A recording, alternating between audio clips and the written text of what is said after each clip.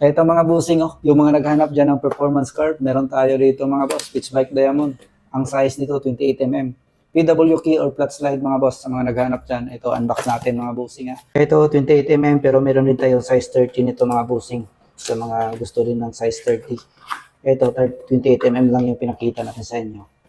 So ito yung kanyang mga kits. No? Meron siyang G-Tings, hose at saka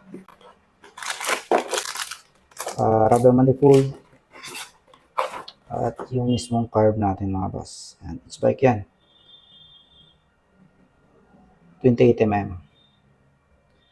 Yan, meron na yung velocity mga boss. Gusto natin.